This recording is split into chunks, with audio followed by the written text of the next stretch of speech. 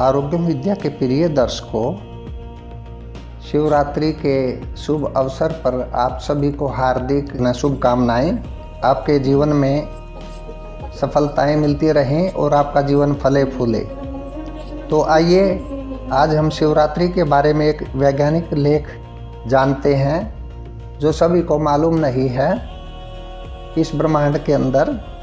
तो इस लेख का शीर्षक है नासा के वैज्ञानिकों द्वारा शिवलिंग के बारे में चमत्कारिक खोज। सोशल मीडिया और नासा के द्वारा यह अनुसंधान किया गया है कि शिवलिंग से पहला डीएनए पृथ्वी पर आया और यह एक उल्कापिंड के माध्यम से अलास्का में मिला।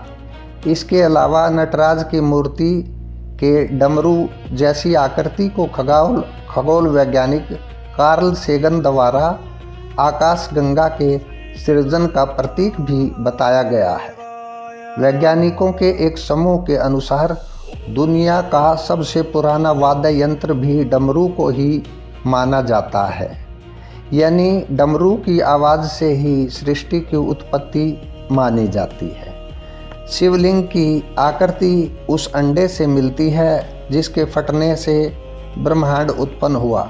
वैज्ञानिक इसे बिग बैंग या ब्लैक होल कहते हैं। शिवलिंग का संबंध केवल हिंदुओं से ही नहीं वरन अनेक स्थानों पर इसे अलग अलग नाम देकर पूजा जाता है।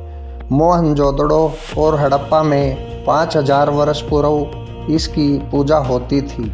साथ ही रामायण में रावण द्वारा शिवलिंग को लंका के लिए ले जाए जाने का प्रयास 7000 वर्ष पुराना है। इसके अलावा मिस्र में इसे प्रयास के नाम से पूजा जाता था। साथ ही बेबीलोन और इज़राइल से भी इसका संबंध बताया जाता है। यह महान ब्रह्मांडीय ऊर्जा का प्रतीक है, इसलिए पहले सभी मंदिर और धार्मिक स्थल शिवलिंग के आकार के बनाए जाते थे। बाद में लोगों ने अपनी सुविधानुसार इनको बनाना शुरू कर दिया। हमारे शास्त्रों में कहा गया है यथा पिंडे तथा ब्रह्मांडे, अर्थात हमारा शरीर जिसे पिंड भी कहते हैं ब्रह्मांड का एक छोटा प्रतिरूप है। जो हलचल ब्रह्मांड में होती है वह हमारे मन, शरीर, आत्मा को प्रभावित करती है।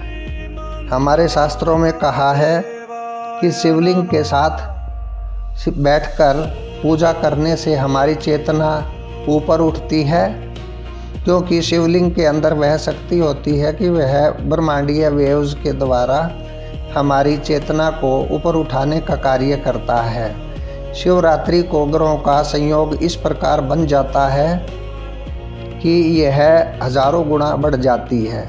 अतः इसलिए महाशिवरात्रि में उपवास रखकर जप करने से हजारों गुना फल हमारे शास्त्रों में बताया गया है, जिससे चेतना तुरंत ऊपर उठती है। इस रात्रि में साधक को सिर, गर्दन और रीढ़ की हड्डी को एक सीध में रखते हुए ध्यान, मंत्र जाप, उपासना आदि करने चाहिए, जिससे तुरंत सिद्धि होती है।